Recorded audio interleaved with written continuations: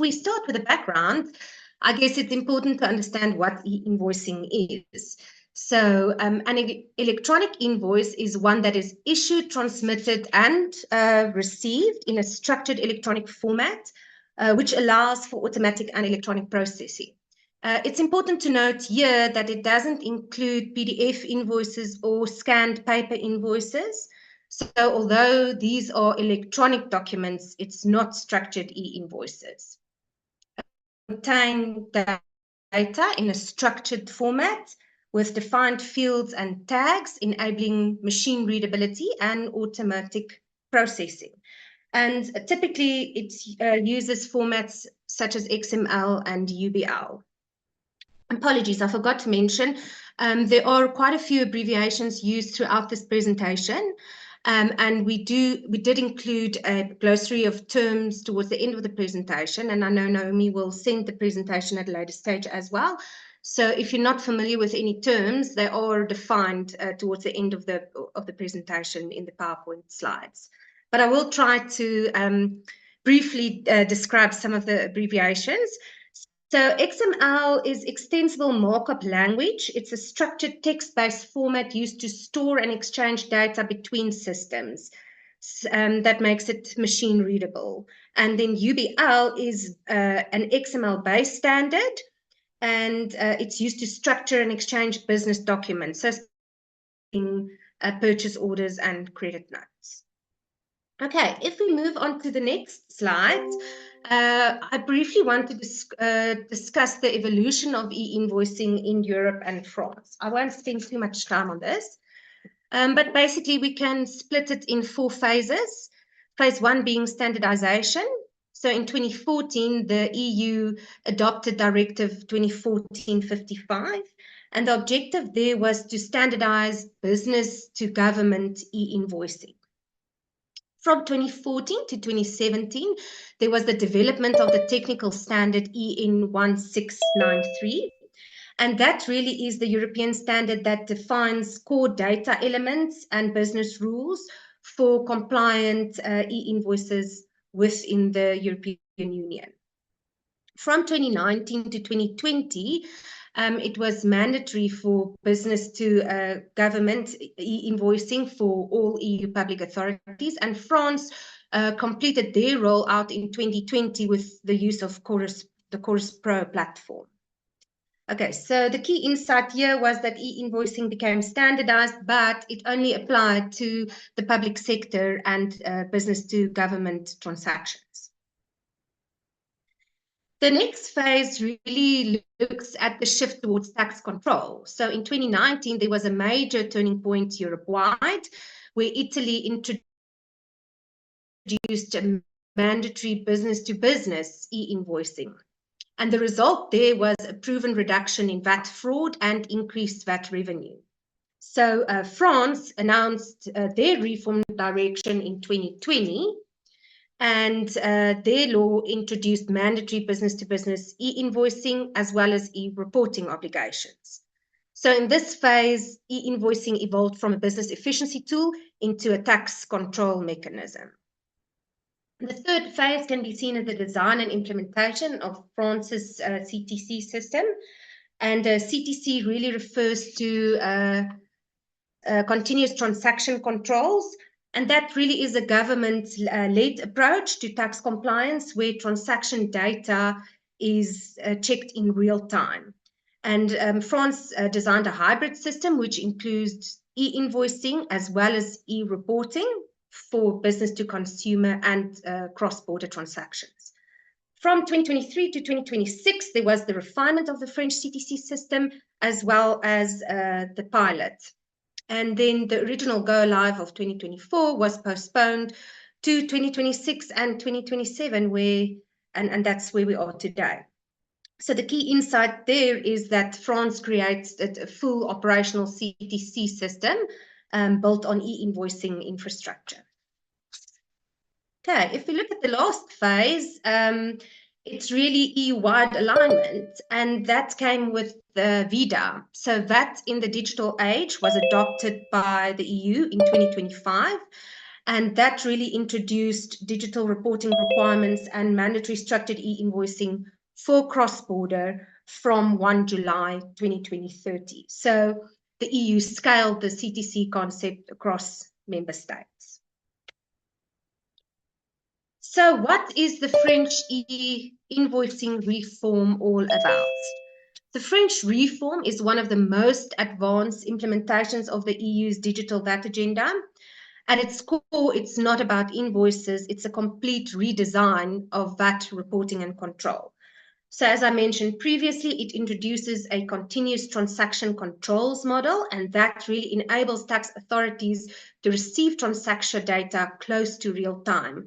And VAT reporting then becomes increasingly automated and pre-filled. So the objective of the reform was to strengthen competitiveness of businesses by moving from paper to digital, to simplify VAT reporting obligations, and to develop a new service offering where VAT returns are pre-filled, to improve the fight against VAT fraud, and really to improve real-time knowledge of business activity. So it requires businesses to digitally issue, receive, and report invoice data through approved platforms with real-time or near real-time transmission to the tax authority. The scope of the French reform comprises 3 different aspects. So it includes electronic invoicing, and it also includes electronic transmission of transaction data, as well as electronic transmission of payment or collection data. And the latter 2 are included under the umbrella of e-reporting. So electronic invoicing, this applies to all purchase and sale transactions of goods and services between companies established in France and subject to French VAT, including companies benefiting from the VAT exemption scheme. So data from this electronic invoice will be transmitted to tax authorities directly through an approved platform managing the invoice transmission. Then if we look at the electronic transmission of transaction data, also referred to as e-transaction reporting, this concerns transactions not covered by e-invoicing, such as sales to private individuals, business to consumer, or transactions with foreign businesses, exports, imports, intra-community supplies, etc. And then we have a look at the last item is the electronic transmission of payment or collection data. And this applies mainly to services where VAT becomes due when payment is received, rather than when the invoice is issued. So it doesn't apply to VAT on debits, only when VAT becomes due when payment is received. And in these cases, the businesses must report the amounts actually collected from customers so that the tax authority can determine the VAT payable. Okay, if we have a look at the system architecture, the French reform uses a PA-centric or a 5-corner model. So basically there are 5 corners, and that is the supplier, the supplier's PA, the buyer, the buyer's PA, the PPF, and the tax, which essentially is the tax authority. So if we just have a look at the definitions, the PA refers to an approved platform, and that's the platform that connects you to the ecosystem and the central government infrastructure. Okay, the PPF is the central backbone, and it runs the central directory, but it's also the data hub for the tax authority where the data is stored. And the difference between the PA are private platforms, whereas the PPF is the French government or the platform under control of the tax authority. So let's have a look at how this typically would work. Invoice creation. So a supplier would create an invoice in its ERP. It will send it to its approved platform. The approved platform validates the data for completeness and ensures that all the mandatory fields have been included. Then the data is routed via the directory. So as mentioned, the PPF maintains a central directory. So what it does, it actually identifies who the buyer's PA is with reference to the serial number. Then there's the PA to PA exchange. So the invoice flows directly from the buyer's PA to the, from the supplier's PA rather to the buyer's PA, and not via the PPF. And the buyer then receives the invoice via its approved platform. And both platforms then send invoice data, transaction data, and payment data to the PPF, which then acts as the data hub for the tax authority. Okay, if we move on to the next slide, we go into a bit more detail on the approved platforms. So on the 16th of January, the DGFIP, which is the French tax authority, published a list of 101 approved platforms. So these platforms are also available on their website. I've included a link there. But essentially, all of these platforms have core functions that they perform. And I've listed the core functions there. But basically, they must be able to send and receive invoices, conversion to compliant formats, routing to the correct recipient. They must be able to handle e-reporting and report transactions that are not covered by e-invoicing and submit the relevant data, whether it's transaction or payment data, to the tax authority. They have to ensure that mandatory fields are present, and they have to transmit the data to the tax authority, track the status of the invoices, and that's referred to as invoice lifecycle management, where you can track or tag an invoice as sent, received, accepted, or rejected. And they also have to be able to archive the data and provide audit trail. So with more than 100 approved platforms expected on the market, the challenge is often not finding a PA, but rather finding the right approved platform. And we've included in this slide some criteria that companies can consider when they want to decide on which platform to use. So the first criteria would be ERP integration. So how smoothly can the PA integrate with your existing ERP system? Then cross-border capability, can it handle and support international invoicing and international reporting requirements? People EU readiness, can the PA, or are they aligned rather with the new EU developments in terms of VIDA? Workflow and automation, what level of automation do they offer for invoice validation, routing, and reporting? And then cost and scalability. Cost, obviously, always important, but scalability. Can the platform handle a growing business and a growing number of transactions in terms of volumes? Okay, there's also a lot of resources available online that number one lists all the PAs, but also that gives you some guidance as to which PA might be suitable for you. Okay, if we go on to the next slide, we're dealing with the difference between e-invoicing and e-reporting.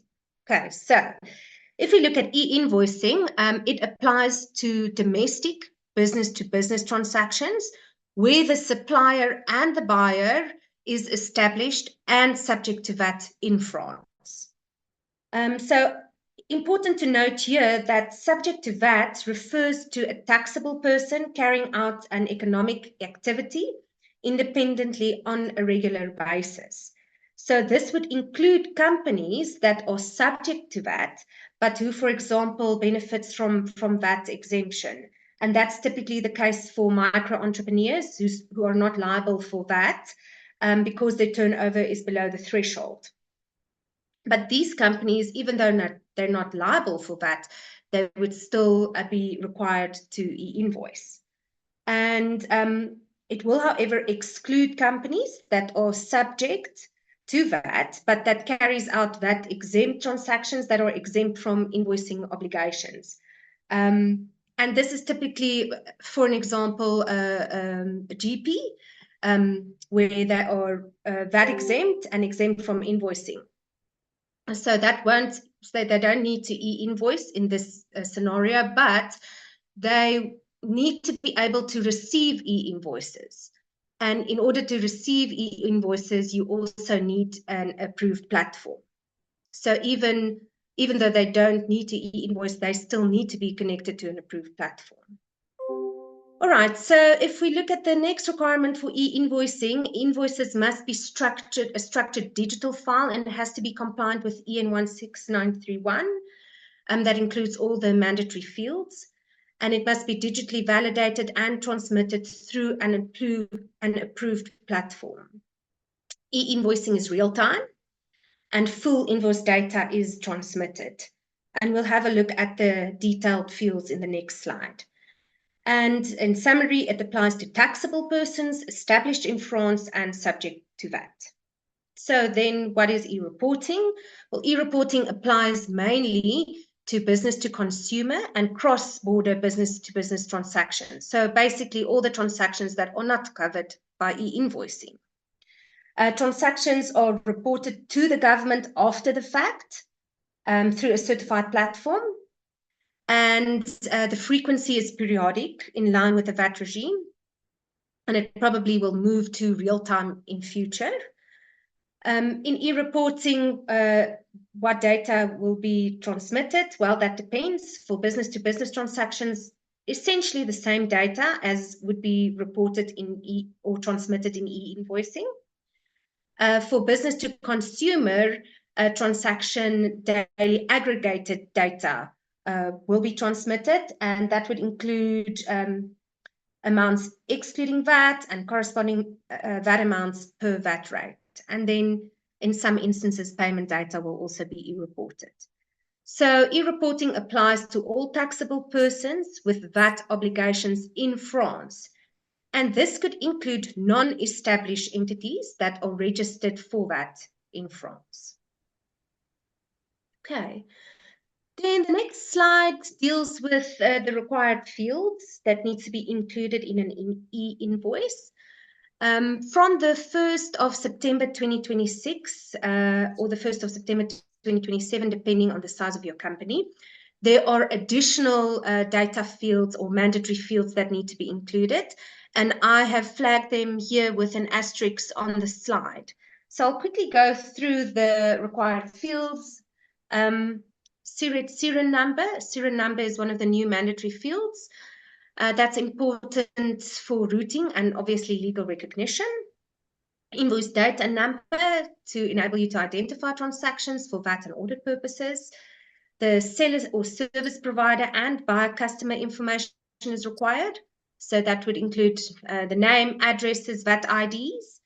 An additional mandatory field is a delivery address if that's different from the customer's address. And that supports the identification and compliance. Then, of course, line items, the description of the service, product quantity and price, VAT amount and the VAT rate, payment terms, and transaction types. Also a new mandatory field where you have to distinguish between goods and services. And then lastly, the VAT regime, the supplier's VAT payment regime, specifically if VAT on debits apply.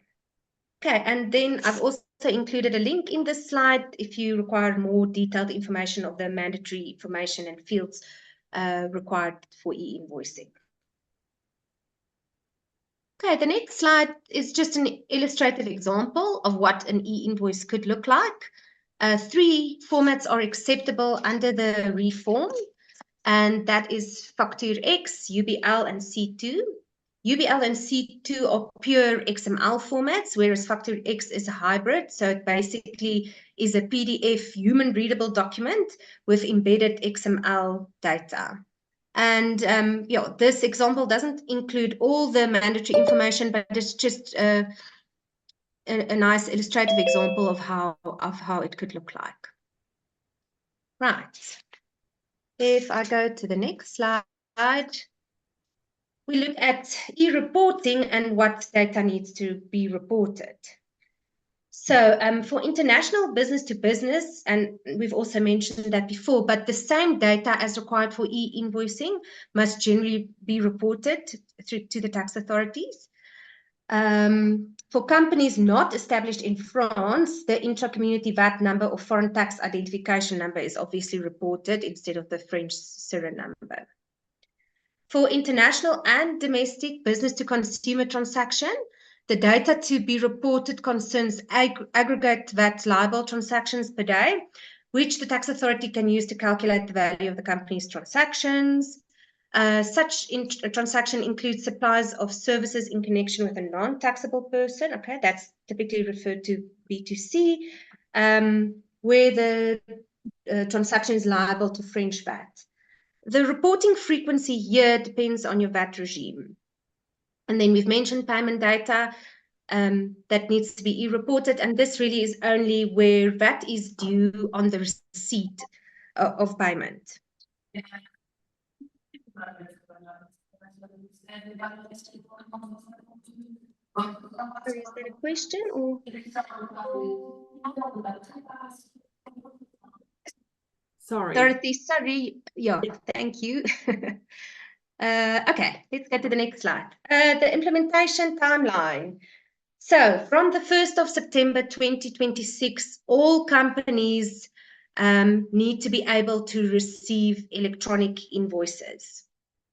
From September the 1st, 2026, large enterprises and intermediate-sized enterprises also have an obligation to issue electronic invoices and to e-report. Whilst micro enterprises, very small businesses and SMEs are only required to issue e-invoices and to provide e-reporting from the 1st of September 2027.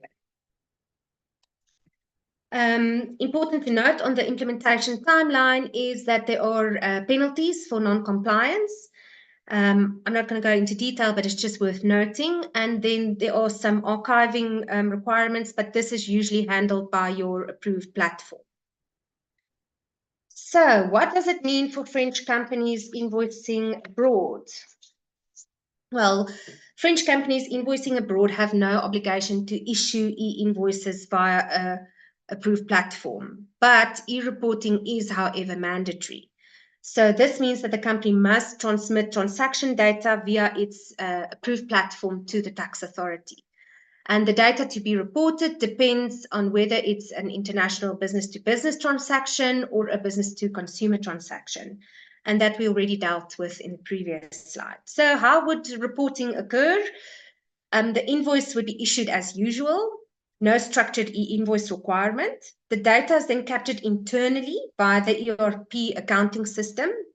The data is sent to the PA, either via ERP integration or an upload platform entry on the approved platform.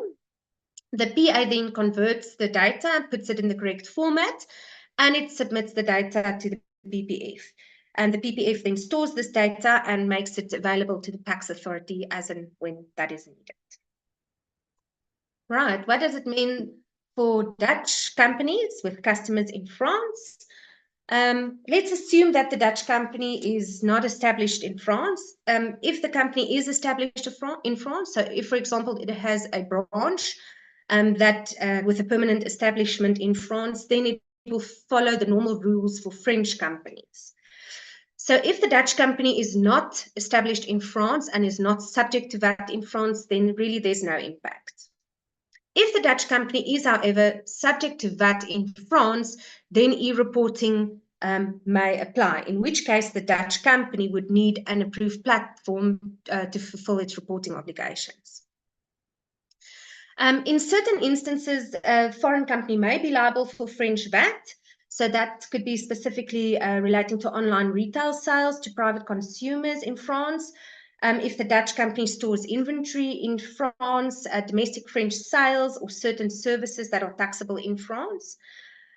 Also, if the taxable seller or service provider that's not established in France is liable for VAT on the supply of goods or services referred to in Article 259A of the General Tax Code, then, the buyer of goods or services does not have the French VAT identification number, then that seller or a service provider is liable for VAT in France.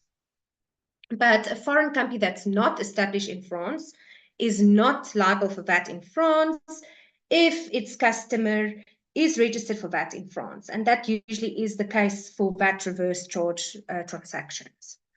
Another important point to note here is that the e-reporting of transaction data does not apply to transactions with a non-taxable person, so business to consumer, if the operator not established in France is registered with an EU VAT one-stop shop. Okay, the reason for that is that that data is already reported through the EU VAT one-stop shop, and the French tax authority doesn't need to duplicate that with e-reporting in addition. Okay, and the next slide, we'll quickly just have a look at the status of e-invoicing in Germany. So in line with the rest of Europe, B2G has been fully mandatory since November 2020. Germany uses a decentralized platform with strong integration into Peppol, and the standard format that they use is Ex-Rechnung. Since January the 1st, 2025, all business-to-business company must be able to receive structured invoices that are e-invoices rather that are compliant with EN 16931. And that includes formats such as Ex-Rechnung and Zugvoort. Zugvoort is the same as Factor X. But until December the 31st, 2026, paper invoices and e-invoices that don't comply with EN 16931 is still allowed, but with the consent of the recipient. Then from the 1st of January 2027, business-to-business e-invoicing issuance obligations well, it would be mandatory for businesses with a turnover of more than 800,000 euros. And then from 1 January 2028, business-to-business e-invoicing is mandatory for all other businesses. Right, and that really quickly summarizes the status of e-invoicing in Germany. The following 3 slides really is the glossary of terms, which I don't have to go through now, but which you can refer back to if you have a look at the presentation. And just before we get to the question and answer session, I've included some sources and useful links with additional information that you can access. And lastly, if you'd like to connect with us, please do so via our website or through LinkedIn. And if you have any questions or even feedback, please feel free to send us an email on info@globalconnectadmin.com. Okay, I'll open the question and answer session. If there are any questions that might be a bit more technical and that we don't have an answer for you right at this moment, we will also be happy to get back to you with the necessary detail. Thank you, Naomi. I don't know if we can maybe... Thank you very much, Matty, for your presentation. It was really interesting. I think you have already replied, but there was one question, which was, does this e-invoicing system only applies to French company, or is it also mandatory for companies VAT registered in the Netherlands invoicing to a French company? I think you have just answered, but maybe quickly one sentence. Yes, sure. Just to be sure. So no, e-invoicing would not be required for companies that are not established and liable for VAT, or rather subject to VAT in France. So for a Dutch company, you won't have an e-invoicing obligation, but again, you could have a e-reporting obligation if you are subject to VAT in France.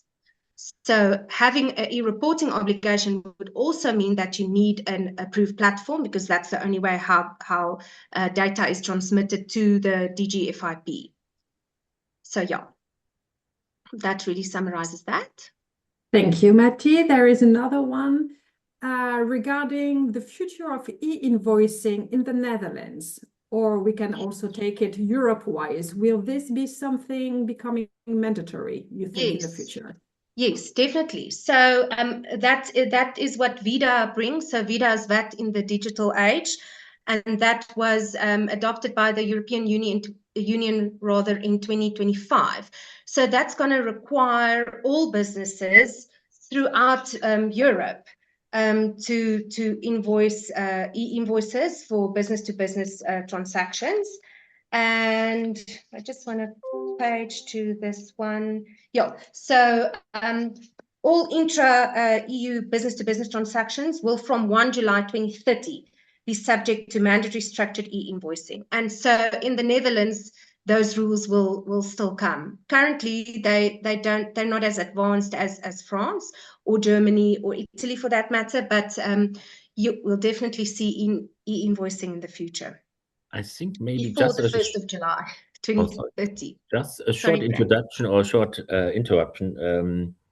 So what I think the question in general, because I saw some other chats coming along for different countries, I think each country has its own timetable, but finally, as Matty mentioned already, 2030 it will be required. Of course, there will always some delays, but it could be helpful to start the implementation in time because it has an impact on your ERP system and in your IT structure to deliver the information in a certain format to the PA platforms in the different countries.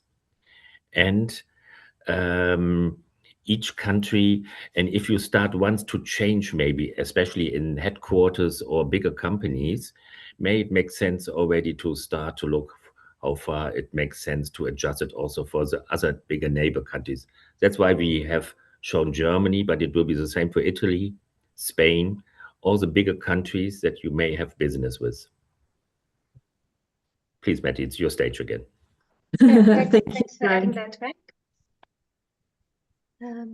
There was a question as well. Is there a PA platform functional in Germany, in France, and in the Netherlands, so that we only have one instead of having one PA for each country?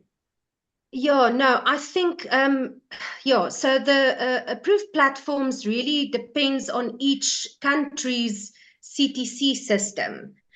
And so all countries use different platforms, but they do use similar formats. So, for example, Factor X is actually a hybrid format that was designed between France and Germany. And in Germany, it's called Zugbert. And that format is used between the companies. But at this stage, there's not a single platform. There is the People network, which is standard throughout Europe. But at this stage, it's for each member state to decide how they're going to scale their CTC system. Thank you, Matty. I had a question before going back to the other question of our participants, but let's say I'm a Dutch company and I'm not subject to VAT in France, but I'm still sending an invoice. How can I send the invoice and still be compliant for my client in France? So that, do you understand what I mean? If all the invoices need to be in this PA platform, how do I do that if it's not yet implemented in the Netherlands? Yeah, so from that perspective, your invoice that you issue will be done as you normally do. And I think it would be required by the French company receiving the invoice to enter that data into its ERP, and then its approved platform would be able to extract the necessary data from the ERP system. I think, Matty, maybe we go, sorry, interrupt. I think, Naomi, your question was maybe how you can assist your client or your supplier in France. No, but I think, yeah, as well, but Matty as well gave me the answer that, like, right now, we don't have to change anything. No. But it will be the people in France who will have to make the invoice they had received compliant to their system. Yeah. I ask more because it could maybe help, because in the Netherlands, it will be anyway also coming up as a requirement. Of course, not today, but in maybe in a foreseen time. So it could be helpful maybe to look already if you can implement the formats. Yeah, definitely. No, that could be helpful. Betty, please. Thank you, Frank. Matty, there is another question. In Germany, the laws described only apply to companies that are tax resident in Germany, correct? Yes, so that's specifically the German legislation for German companies. That was the last slide. There was again another question about like the one-stop shop, the OSS and e-reporting. Yes. Yeah. That really refers to business to consumer transactions where a member state country does business with several different member states. And instead of having to register for VAT in each member state, they register for VAT with a one-stop shop.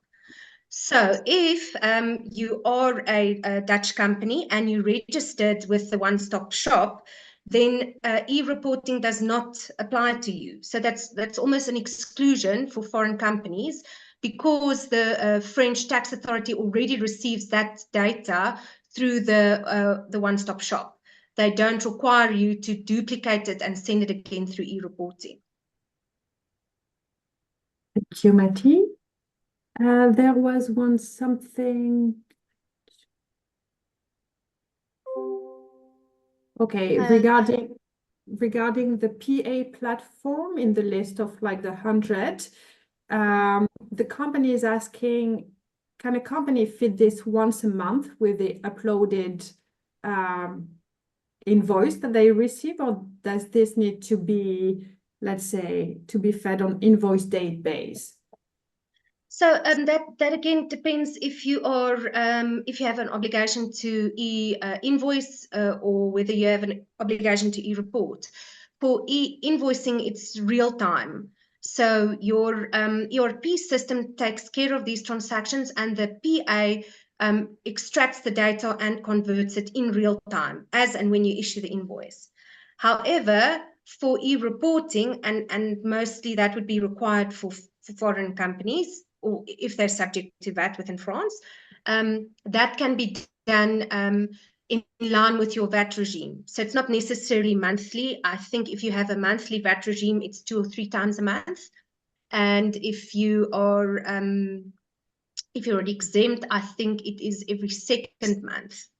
But yeah, so the approved platform really takes care of that part, of the transmission part.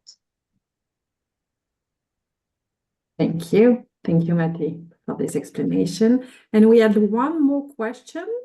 If the customer is based in France and the supplier is based outside Europe, is the e-invoicing still mandatory since VAT won't apply?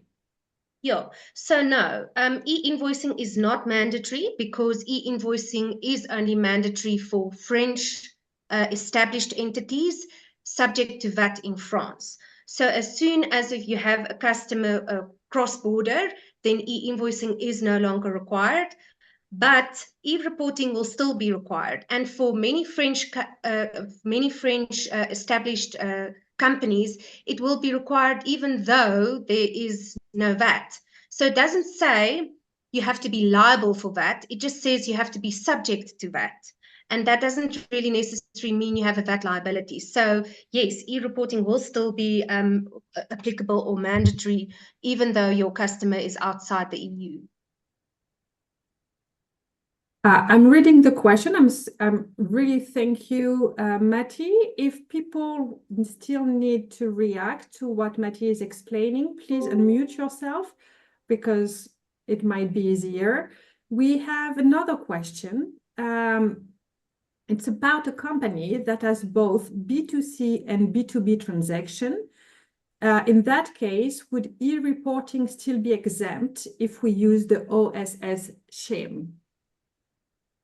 Okay, so I'm assuming this is a company not established in France, has both business to consumer and B2B. Would e-reporting still be exempt if we use the OSS scheme?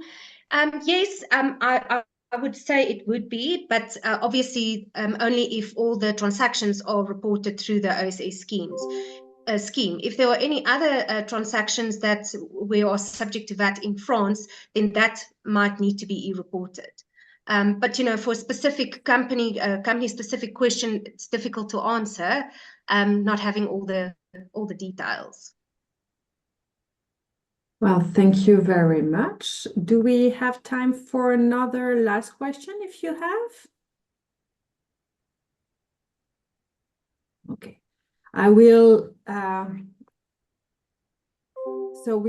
if you have any more questions, please feel free to write it in the chat. Otherwise, I wanted to thank Global Connect Admin with Frank Huster and Matty Truder today for being our expert, giving us insights about this really important tax French reform that will at some point be as well in the Netherlands. So thank you for sharing your knowledge, for having explained that to our guest tonight, not tonight, today. And yes, I would like to wish everyone a really good day and to thank again our expert. And as Matty said, please feel free to reach out to them if you have any question, and the presentation will be sent to you today. Thank you very much. Perfect. Thanks, everybody. Thank you very much. Thanks For the everyone. opportunity.